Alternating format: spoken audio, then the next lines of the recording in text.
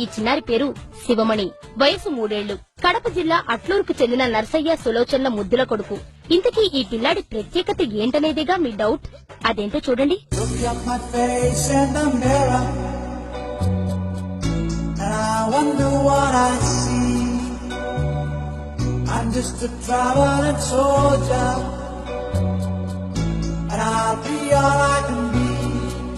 కర్రసాము చేయాలంటే ఎంతో సాధన ఉండాలి. ఇక కర్రసాము ప్రాక్టీస్ చేసేప్పుడు ఏమాత్రం తేడాలొచ్చినా అంతే సంగతులు. పెద్దవారు సైతం కర్రసాము చేయడానికి వెనకాడుతుంటారు. అలాంటిది సరిగ్గా కర్ర ఎత్తు కూడా లేని ఈ చిచ్చర పిడుగు ఏమాత్రం తడబడకుండా అవలీలగా సాము చేస్తూ అందర్నీ ఆశ్చర్యంలో ముంచెత్తుతున్నాడు. కేవలం ఒక్క చేతితోనే కాదు, 2 చేతుల్లో 2 కర్రలతో శివమణి చేసే విన్యాసాలను చూసి స్థానికులు అబ్బురు పడుతున్నారు.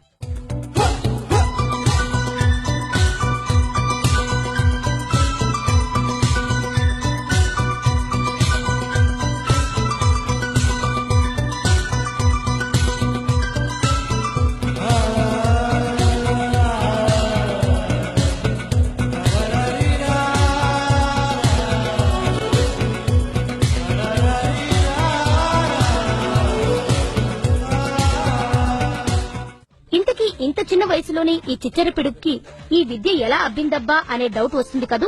మరేం లేదు, ఈ పిల్లాడి తండ్రి అందరికీ కర్రసాము నేర్పిస్తుంటాడు. అలా తన తండ్రిని చూసి ఈ బుడతడు కూడా కర్రసాము పట్ల ఆసక్తి పెంచుకున్నాడు. పెద్దగా శ్రమించకుండానే చిన్న వయసులోనే అందులోని మెళకువలన్నీ ఔపోసల పట్టాడే బుల్లి హీరో.